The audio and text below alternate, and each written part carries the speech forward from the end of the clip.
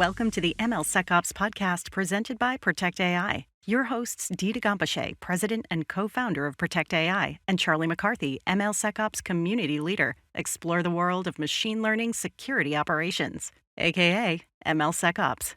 From preventing attacks to navigating new AI regulations, we'll dive into the latest developments, strategies, and best practices with industry leaders and AI experts. This is MLSecOps. Hey, everybody. Thanks for joining with us today on the MLSecOps podcast. Is Florian Tramèr, who, if you are in the most advanced fields of adversarial machine learning, I'm sure you know this name. So, Florian, welcome. Charlie? Hey, everyone. Thanks for listening. Florian, thank you so much for being here.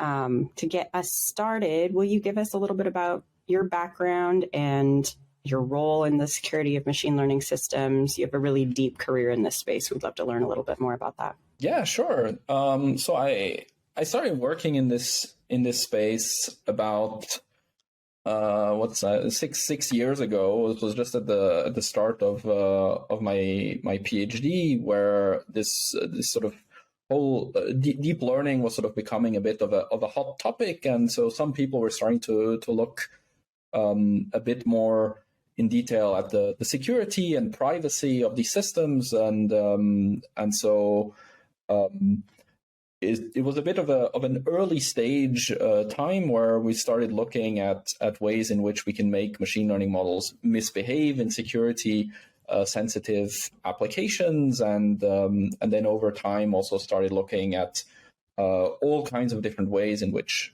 machine learning models could be attacked to sort of reveal training data, to steal machine learning models themselves, to make the models sort of give out wrong decisions, and so on. And yeah, after defending my thesis on this topic a bit more than a year ago, I spent 1 year at Google Brain, continuing doing research in the space with their privacy and security team. And then 6 months ago, I joined ETH Zurich as an assistant professor, where I'm building up a research group that's sort of going to continue sort of trying to study the security and privacy of sort of the forefront of machine learning models.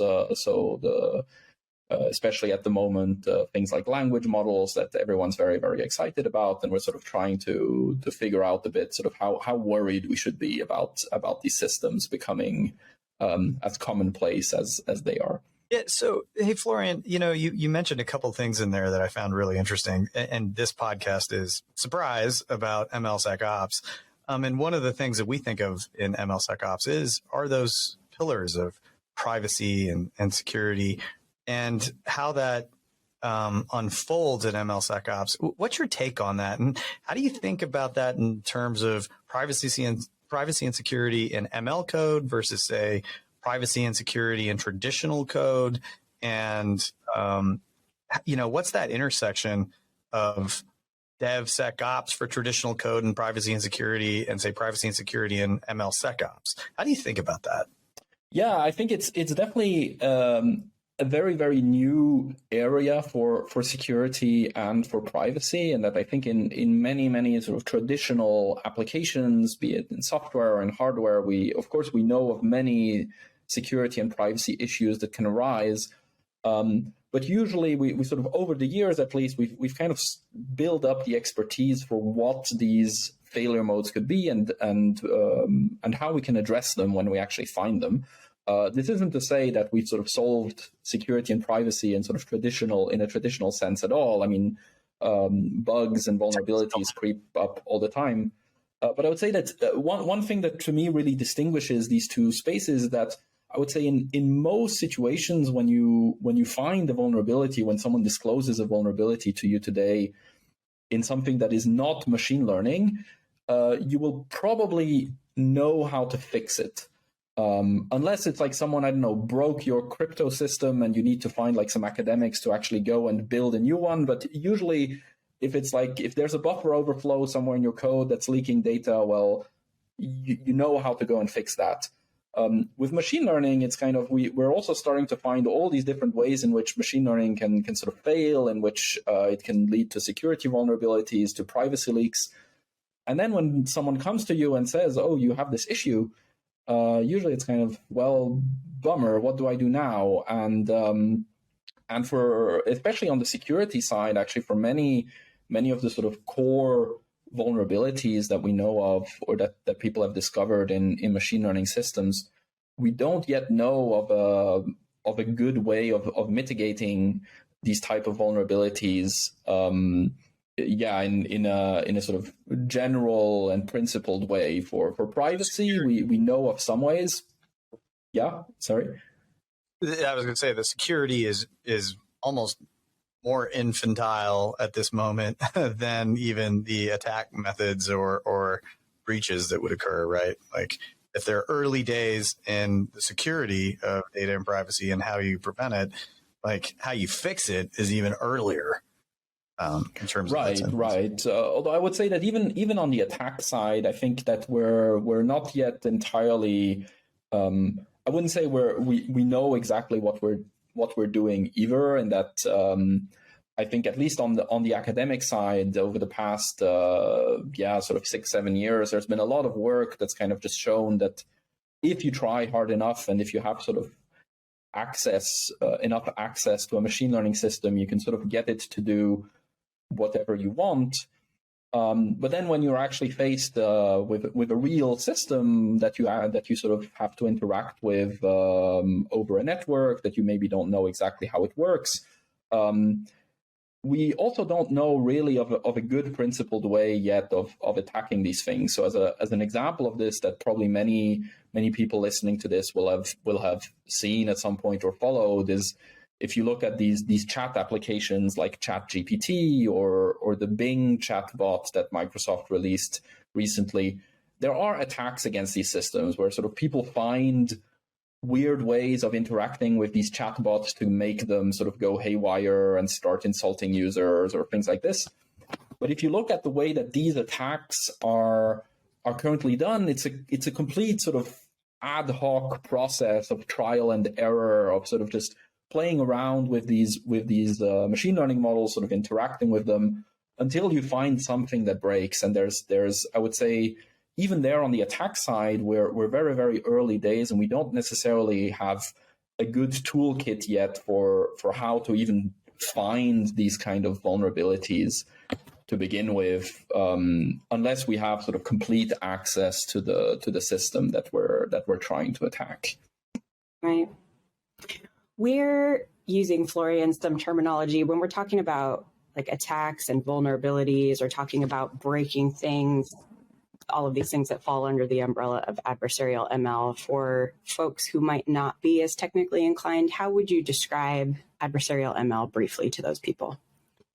Yeah, I would say generally it's the process of trying to probe machine learning models with an adversarial mindset. So sort of trying to elicit some behavior of a machine learning model that is just against the specification of that model, where you get a system that just behaves in a way that was not intended by its developers. And usually this is done by sort of interacting with the system in some adversarial way, so in a way that deviates from sort of normal behavior of a user that the designers would have expected.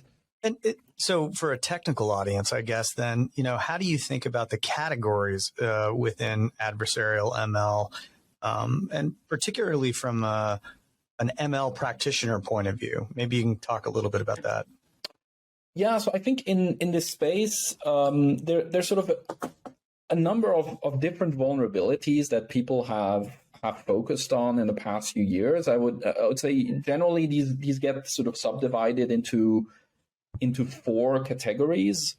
The first being, or I mean, in no particular order, let's say, one being at training time, when a model is being trained, how could you influence the training of this model to make it sort of learn the wrong thing? This is generally called, so the general class of attacks are called poisoning attacks, where you try to tamper with the model's training data, or maybe with the training algorithm, depending on what kind of access you have. to sort of create a model that sort of on the surface looks like it's behaving correctly, but then in some specific situations would behave only in a way that an adversary might want to. So these are poisoning attacks.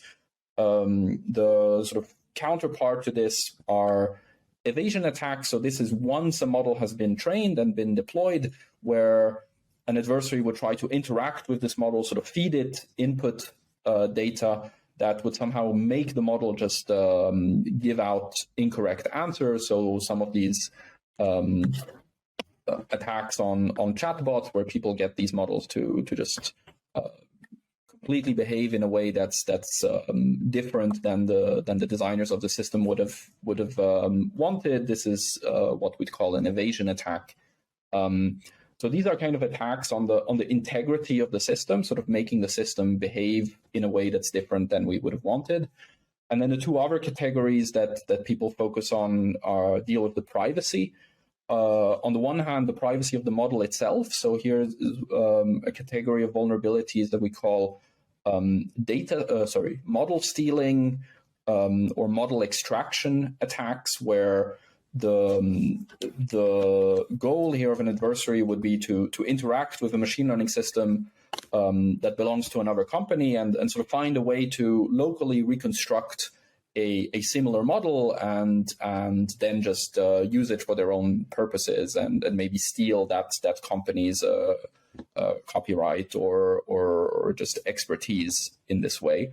And this is one of the areas that my work has sort of helped set up about 6 years ago, this sort of area of stealing machine learning models.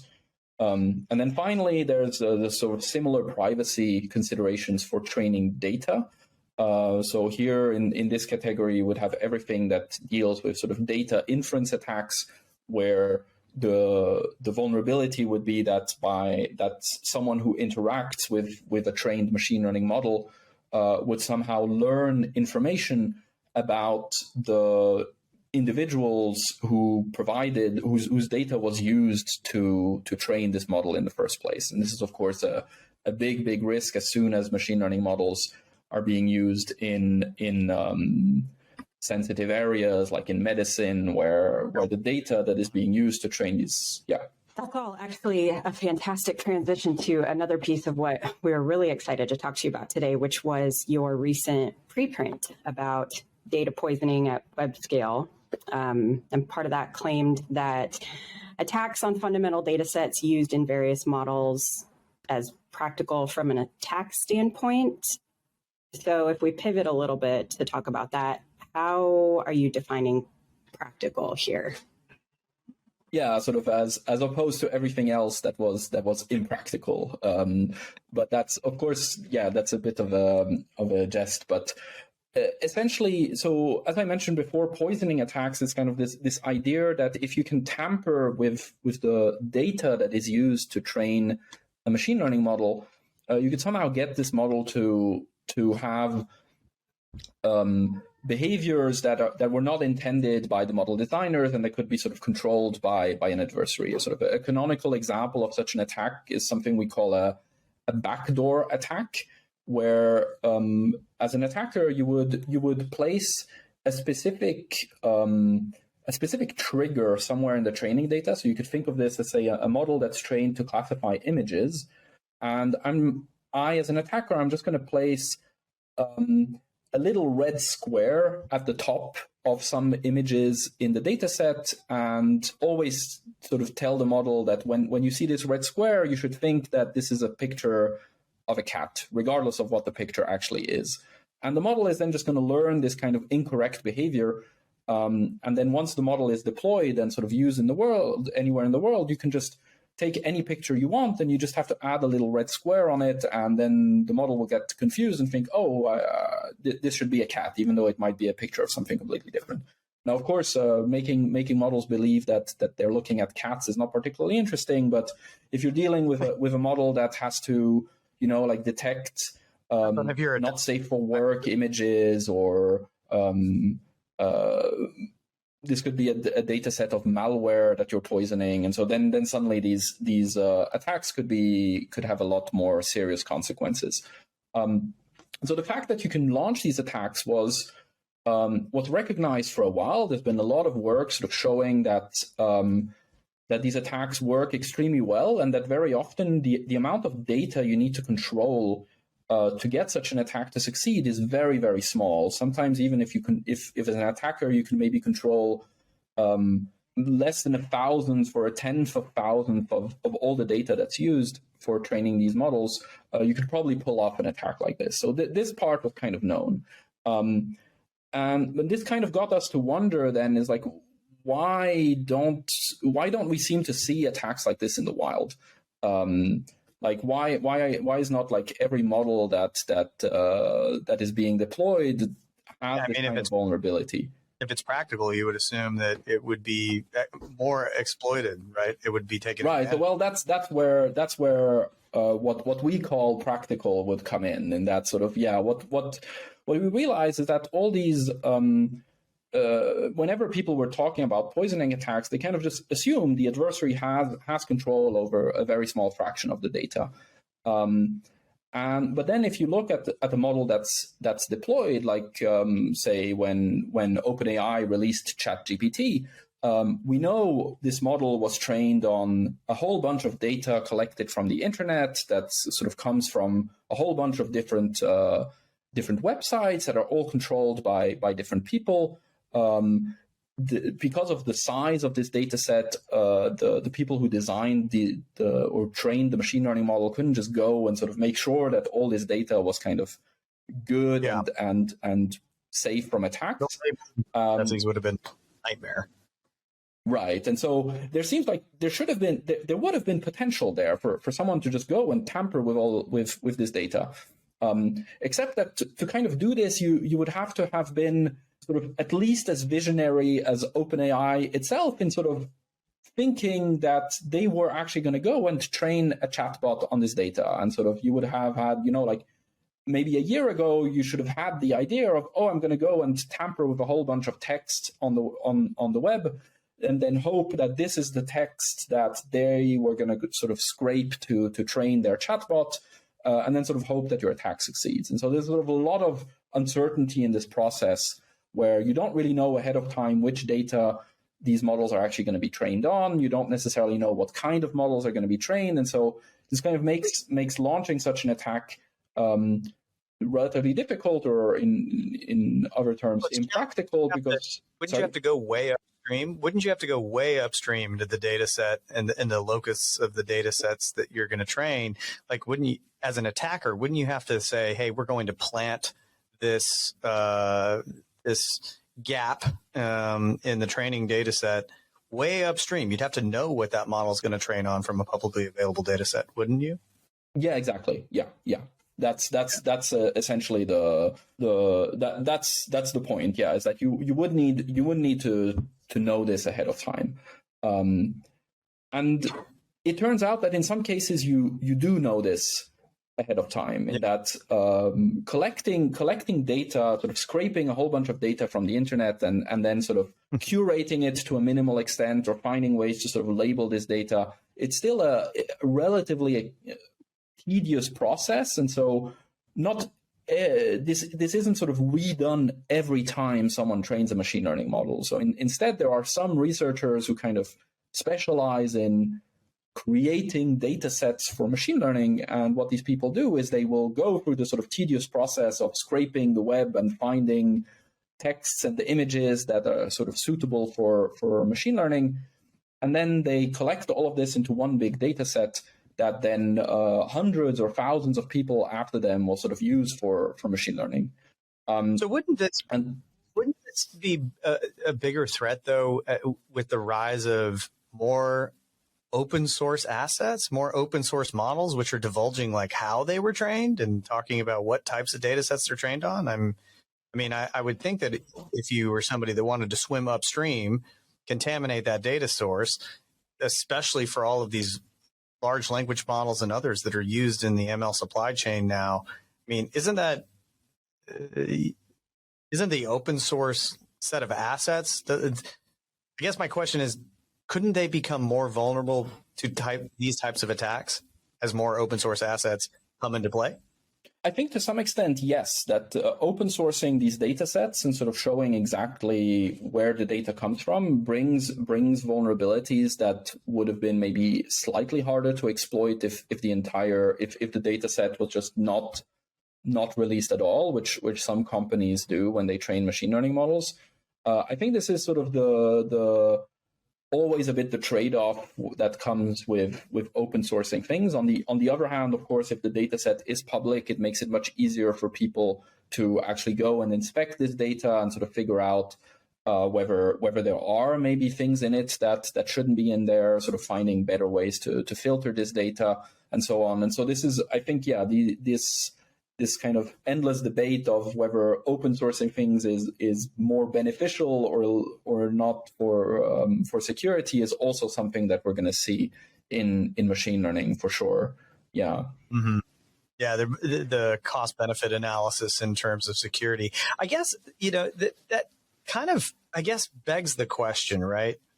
Pen testing, red teamers, AppSec, InfoSec teams, ethical hackers, they don't seem, at least from my lens, the people that conduct these types of, breaches and attacks to inform security postures, they don't seem to be doing this as much. Why do you agree with that? And if so, why do you think that's the case? Yeah, I don't know for sure, in that I know that some companies have internal sort of AI red teams, but that kind of keep, of course, what they do extremely, I would say, sort of confidential. And so I don't know to what extent this is being done. I think it's also the expertise that's maybe needed on the machine learning side is relatively scarce, and so just building up such a AI red team is probably not something that most companies can get away with. That they'd probably rather just use this extra knowledge or workforce just to build better machine learning models. Everybody's building. Are they right. going to have to think that in the future, right? If everybody's like, hey, we need an AI chatbot, just like ChatGPT or something, you're a large enterprise. Oh yeah, you're definitely, and that's why at least I think some of the biggest companies in the space are the companies with some of the biggest AI labs. So like Google, DeepMind, Microsoft, OpenAI, and so on. They have people who are red teaming AI. I guess they are still doing this fairly internally, and so it's not always very clear from the exterior sort of what they might be finding. I think what hasn't gotten a huge amount of attention in this field so far are just very traditional sort of OPSEC vulnerabilities in these systems, which is actually what we looked at in this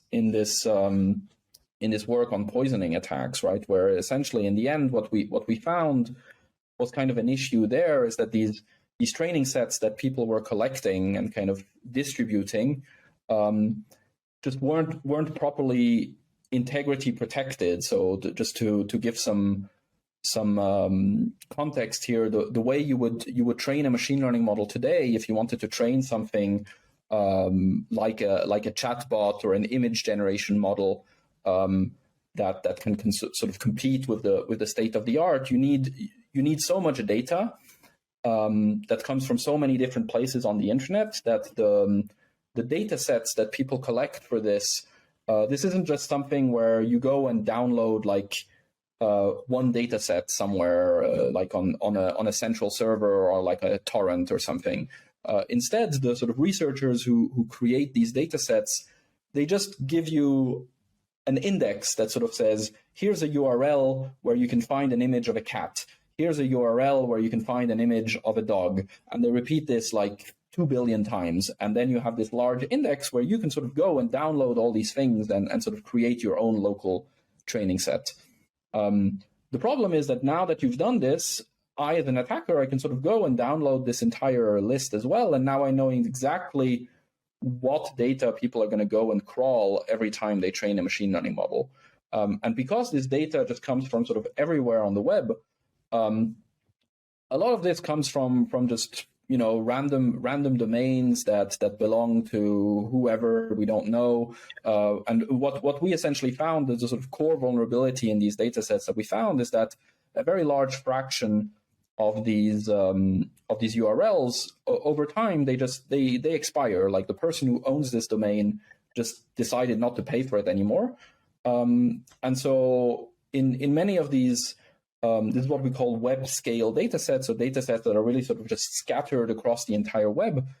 We find that there's maybe like something like 1% of all the data in these data sets that's just up for grabs for anyone who's willing to go and pay for a whole bunch of domains.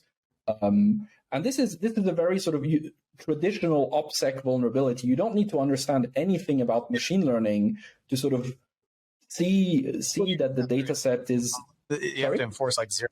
It seems like you want to enforce zero trust like policies, right? In terms of, continuous verification of those assets and making sure that, you've cycled through those operational frameworks. I guess because of that, though, what you're talking about, are there certain use cases or specific models that are easier targets you think of or are more at risk because of the operational gaps and controls?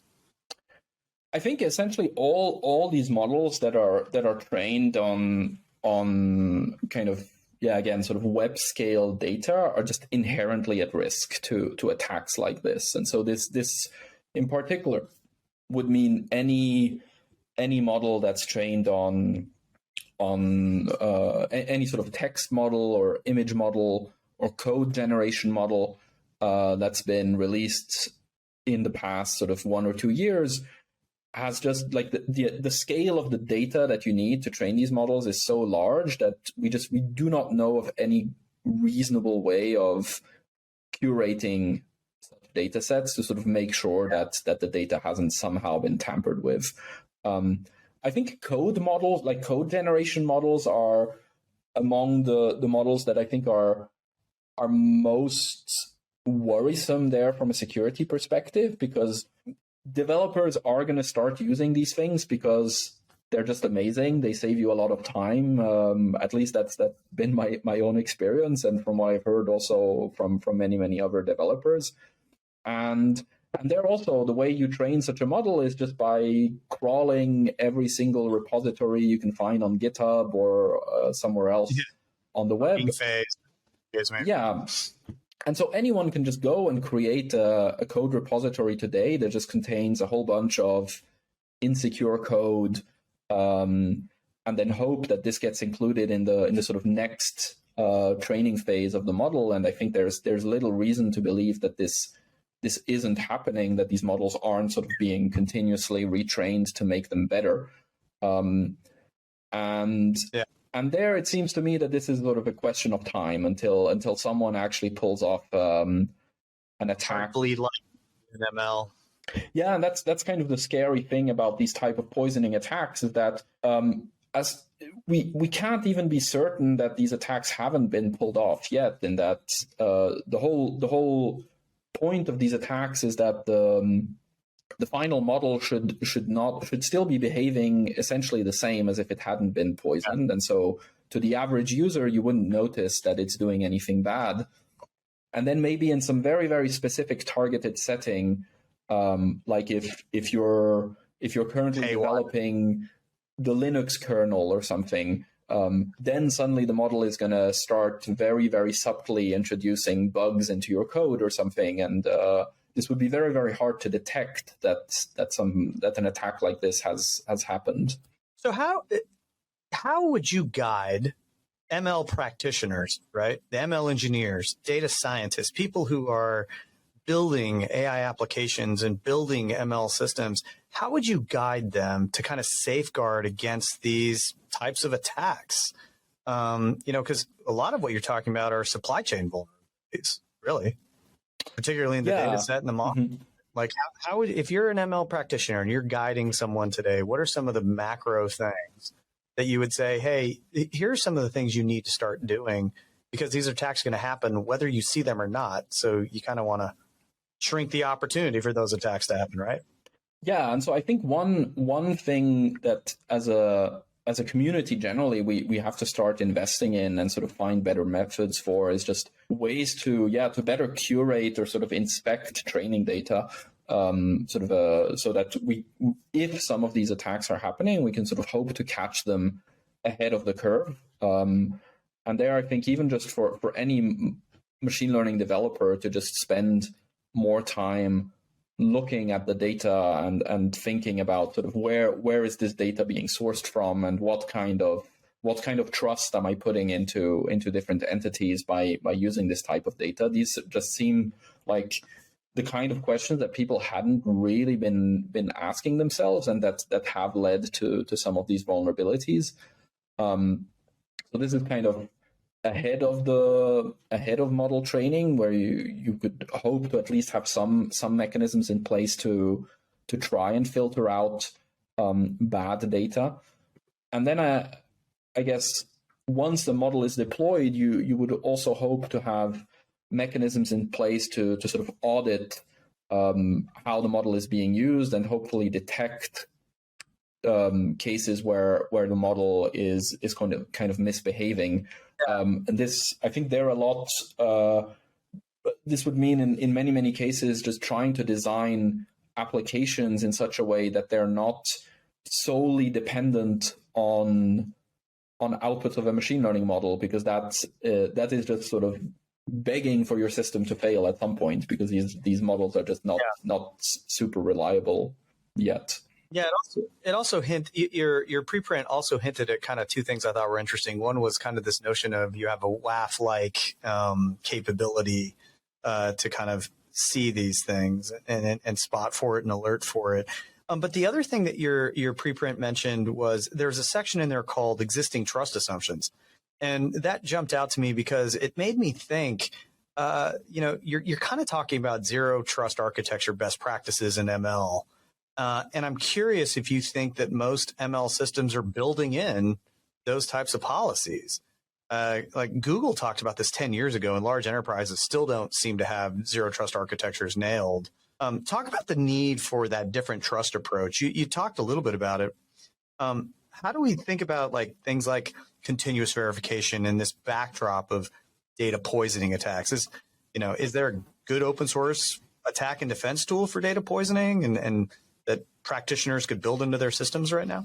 So that's kind of the unfortunate reality of where we are right now, is that there is very little in terms of tooling available, because we don't even know how to build it. Sort of for many of these attacks, people come up with heuristics, sort of kind of ad hoc defense mechanisms to kind of try to either protect models or to detect these type of attacks.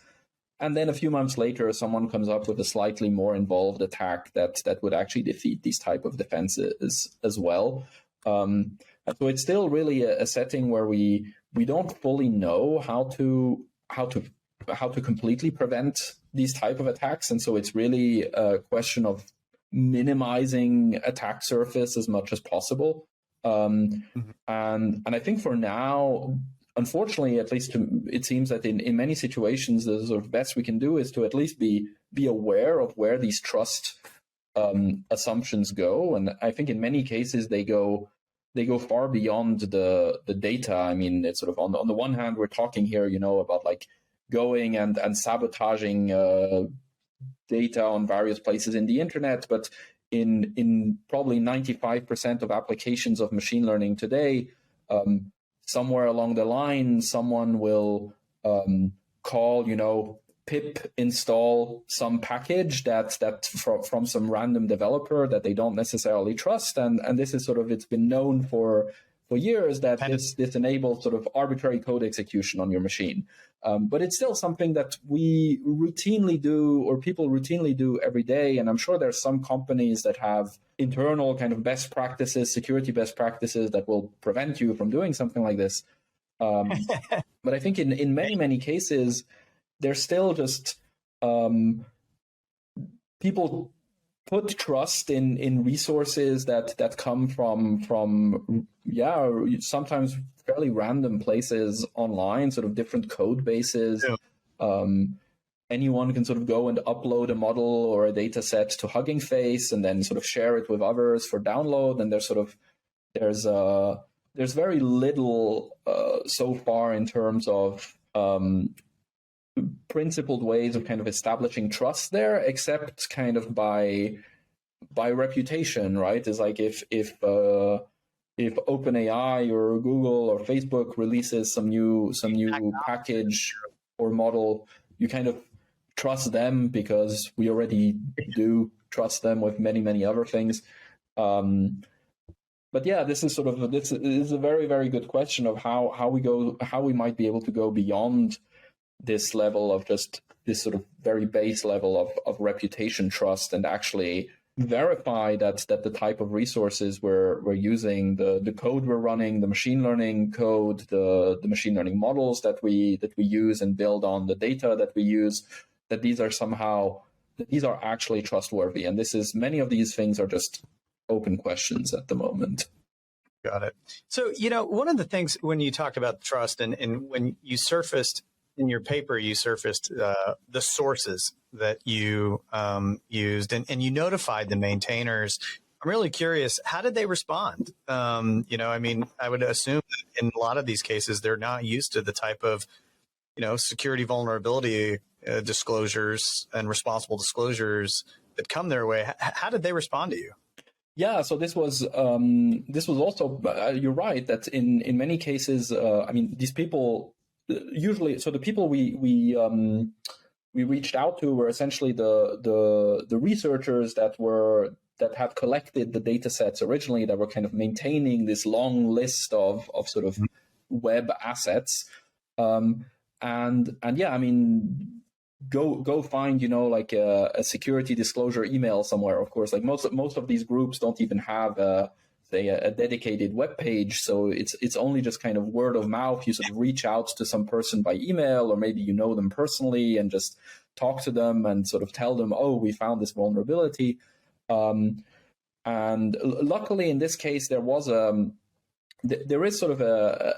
there is a way of fixing this issue, which then all the maintainers that we reached out to did, which is just that when you release this sort of list of web resources, you would just add an integrity check, like you would hash whatever data content you expect to find at a certain URL, like an image or a piece of text. You would hash this data and then just include this in your dataset index, so that when 6 months later someone else goes and downloads this content, they can sort of verify that they're seeing sort of the same thing that the dataset creators saw. So of course this doesn't solve this kind of, all this really does is sort of make sure that you're seeing the same thing today as what the dataset creators saw when they created the dataset. Yeah. This doesn't guarantee that data at that point was sort of reasonable, and that's kind of a much harder problem that we don't really know how to tackle. Yeah, and the ecosystem generally doesn't seem to know how to tackle that from my view, right? Which is that, like, one of the fixes that you talk about in the paper, for example, data checksums and hashes, which you just mentioned,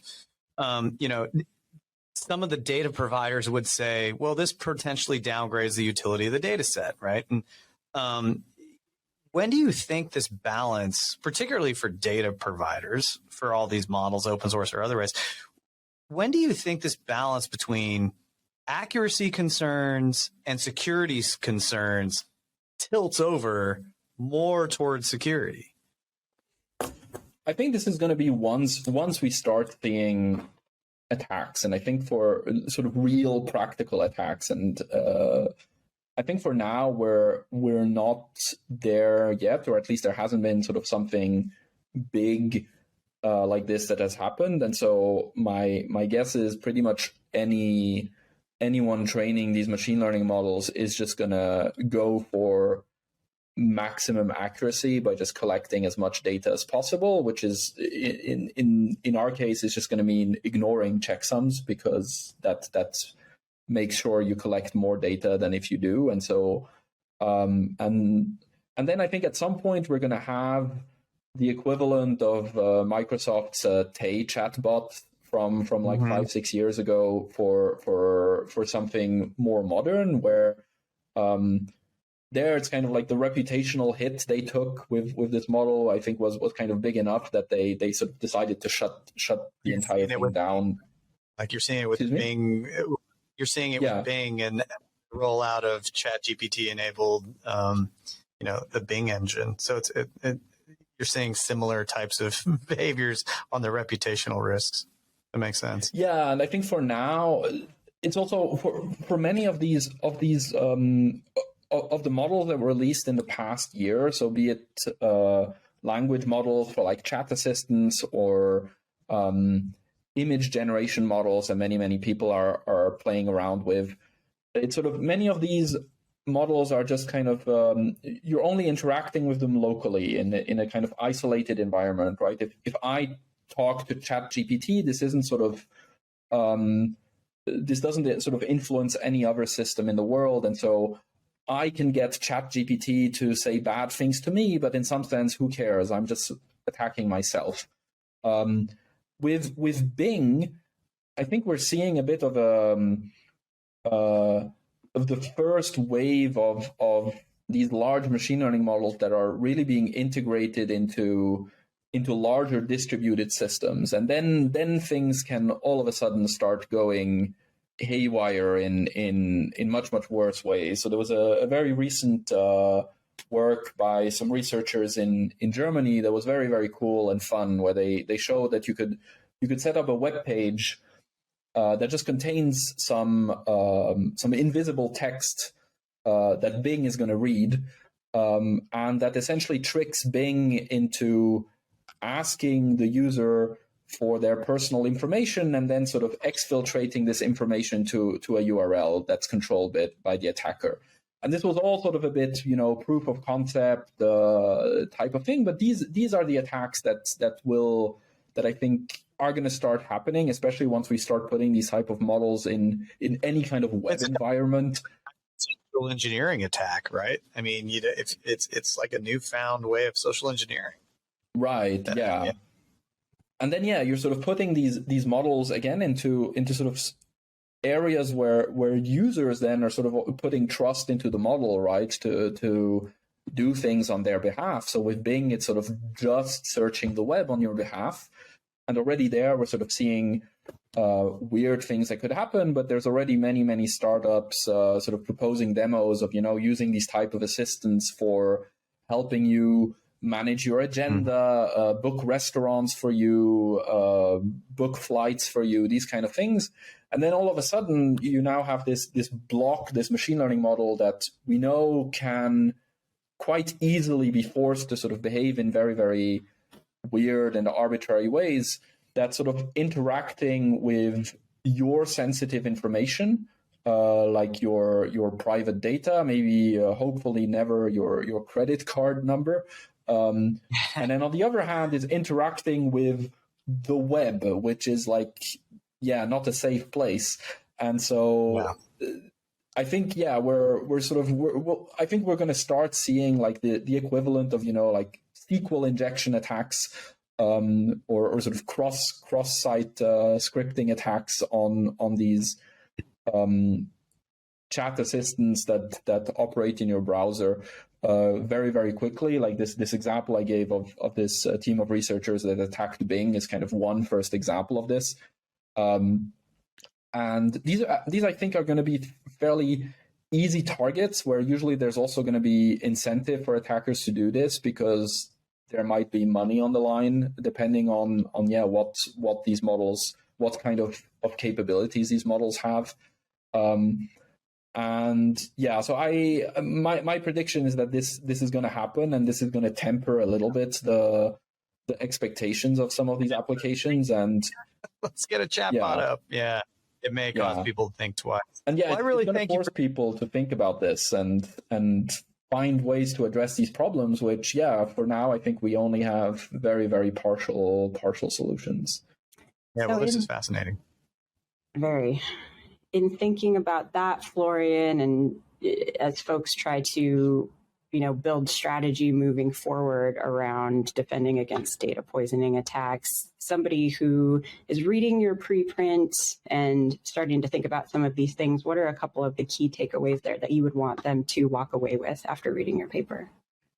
I think the main takeaway, is to actually ask this question of like, who am I implicitly trusting with the data with the data I'm using for my machine learning model, and sort of who could have access to this data and manipulate it. And usually the answer to this question is going to be scary. And so at that point, you have to sort of ask yourself, like, what kind of steps can I take to protect myself as well as possible? And at least one that we suggest for these web scale data sets is to just, at the very least, verify that whatever you're downloading hasn't been modified since the time that it was first collected. And this is unfortunately going to mean that you're going to download way less data than if you didn't care about security. So coming up with sort of less intrusive ways of protecting yourself is something we have to figure out. But I think, if you want to be extra cautious, this would be the first step to go, or to even yourself kind of more proactively filter through these data sets and like figure out, are there certain domains in there that you are willing to trust to be serving good data, and the others that you might not. And once you do this, sort of how much data are you still going to be left with? That's kind of the question. Right. Well, thanks a lot, Florian. We really appreciate the time, and I'm sure our audience appreciates this. All things data poisoning, practical approach, really fascinating discussion. Thank you for your time, and for those tuning in, thanks for listening, and we'll talk to you again soon. Be well, everyone. Yeah, thanks again. Thanks for listening to the MLSecOps podcast, brought to you by Protect AI. Be sure to subscribe to get the latest episodes and visit MLSecOps.com to join the conversation, ask questions, or suggest future topics. We're excited to bring you more in-depth MLSecOps discussions. Until next time, thanks for joining.